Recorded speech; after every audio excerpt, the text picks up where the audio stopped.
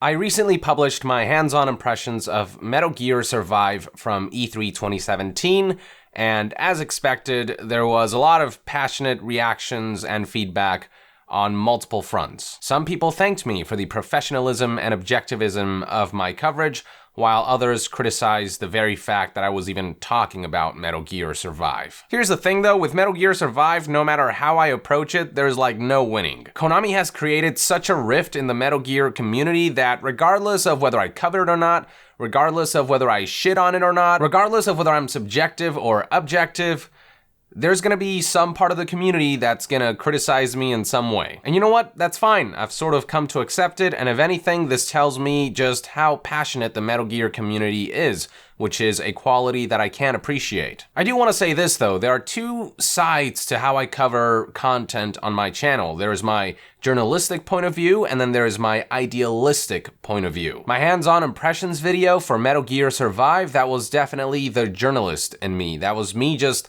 laying out, honestly, what I played and leaving it up to the audience to make their own determinations about the game. It wasn't me leaning towards trying to sell this game, nor was it me leaning towards trying to shit on this game. It was just me saying, here's what I played. For those who didn't watch my previous impressions video, what I said from a journalistic point of view was basically this. The 10 minutes hands-on time that I got with Metal Gear Survive was decently fun. I don't know if it's the kind of game that can stay fun for hours on end, but the vertical slice that I got to see was fine. Nothing mind-blowing in any way, but there was nothing about it that was fundamentally terrible either. However, I did find that there was a mismatch between the horde mode zombie shooter gameplay style that Survive goes for and the Metal Gear Solid 5 gameplay mechanics that it borrows. I said in my previous video that Metal Gear Solid 5's mechanics were specifically crafted for thoughtful planning and careful approach to any scenario. But in Survive, I found stealth to be practically useless and unnecessary,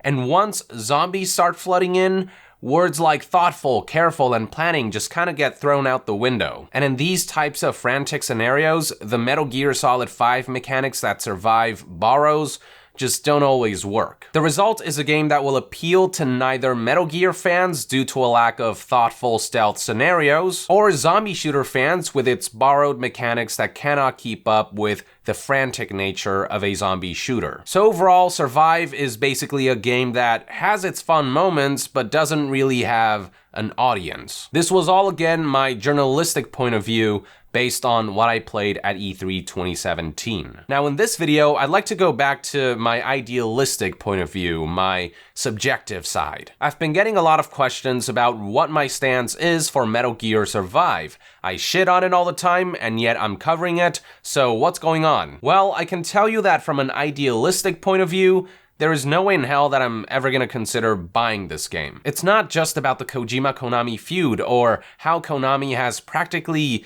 killed the Metal Gear series as we knew it. It's mainly about how Konami treats human beings. The horrible and restrictive circumstances under which the old Kojima Productions had to work in to develop Metal Gear Solid 5 The Phantom Pain was hellish, to say the least, and I'm sure you've heard all about it by now. If you're currently a Konami employee, Big Brother Konami will keep track of everything that you do. They'll generate these corporate emails for their employees consisting of random numbers and letters to limit communication outside the company. They'll use time cards to keep track of lunch breaks, with anyone going over the time limit having their name broadcasted all over Konami in a shaming and humiliating fashion. And they even monitor employees' social media accounts, with anyone so much as liking a Facebook post that doesn't adhere to Konami's agenda being at risk of being demoted. And you will probably have it even worse if you leave Konami and the authoritarian company somehow deems you disloyal. They will use their influence to ensure that finding future jobs in the gaming industry will be that much more difficult. And they'll even use their influence in things like health insurance companies to ensure that their rivals don't get health insurance, like what happened recently with the new Kojima Productions. Unfortunately, in Japan, Konami is powerful and influential, and they will use this power and influence to treat people like shit, fuck with human lives, and just treat people inhumanely for their own agenda. And these are all things that I simply can't idealistically support, by purchasing a game like Metal Gear Survive, or any Konami game for that matter. Anytime money goes into purchasing Metal Gear Survive, that is money that empowers the corporate shitheads in Konami Japan. It also doesn't help that Metal Gear Survive does not feel like a Metal Gear game, as I said in my hands-on impressions. Even the Metal Gear Rising spin-off at least builds its mechanics from the ground up and establishes its own identity. I would even argue that Metal Gear Rising does evoke a sense of Metal Gear-ness with its ridiculous plot and characters, and there's just something about it that does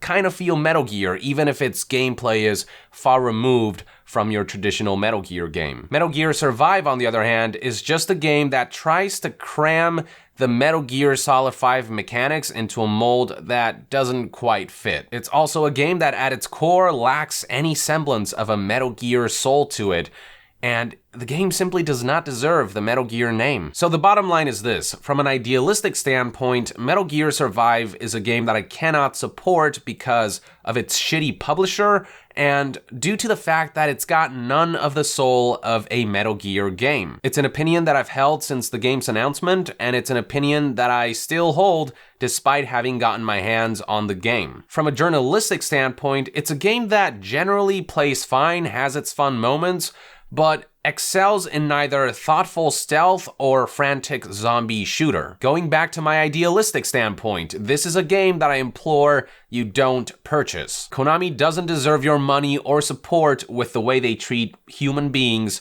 and this is a Metal Gear game that you really can't call Metal Gear aside from the mechanics that it borrows from. From a journalistic standpoint, those who really enjoyed Phantom Pain's gameplay mechanics and are itching for a co-op experience, and if you can look past the Konami stuff and the Metal Gear name, then you might find a worthwhile game here if it ships with enough quantity, quality, and variety of content. But I don't see this game appealing to a wider audience beyond that. So I hope I'm kind of getting my point across with this video. I hope you realize that I've not been flip-flopping between opinions or anything like that.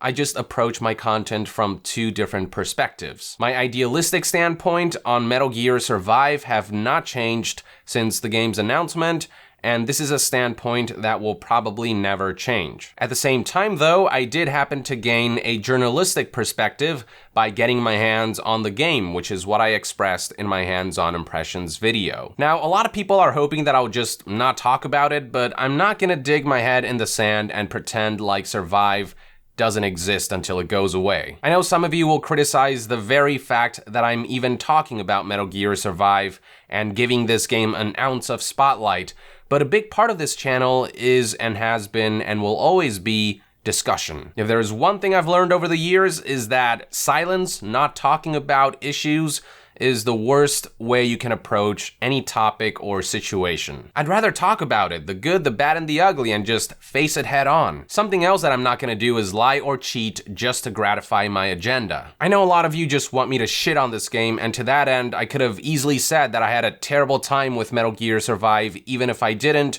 just to gratify my idealistic standpoint and agendas with the game. But if I did that, honestly, I would be no better than Konami, who lie, cheat, and extort for their own gain and their own agendas. I don't want to be anything like them. Unlike Konami, I'd like to think that I have some semblance of integrity that I want to maintain. So to that end, I'm going to keep my journalistic point of view honest and objective. This means that if Metal Gear Survive ships and it happens to be half decent, I'll say that it's half decent, or if it happens to be shit, you can bet your ass that you will hear about it. The goal with my journalistic videos is to keep people informed without imposing my own ideals onto others. There is a wide variety of opinions on the whole Konami-Kojima debacle and on where the Metal Gear series is headed next, all across the internet. So in these types of videos, the last thing I want to do is treat one type of audience unfairly. To put it another way, in my journalistic videos, I want to give you the coloring book as it is without me putting my own take on how certain things should be colored. In my idealistic videos, on the other hand, like this one, I will show you sort of my version of how I colored the coloring book, if that makes sense. And on that idealistic front, the way my coloring book is colored says that I will not support Konami's current ways and in turn, I will not support Metal Gear Survive or what it stands for. No way in hell I am ever gonna consider purchasing this game. Weird metaphor, but I think you kind of get my meaning. So I hope with this video you kind of know where I stand from a journalistic perspective and an idealistic perspective, which I usually try to keep as separate as possible. But hey, these are just my thoughts and opinions on the matter. I would love to hear yours in the comments below. Show me how you colored your coloring book. Also, if you enjoy my content, consider supporting me on Patreon so we can remain independent from third-party sponsorship and corporate interference. And to be further updated on all things video game news, reviews, and discussions, stay tuned right here on Young Yeah. I'll see you guys next time. Young out.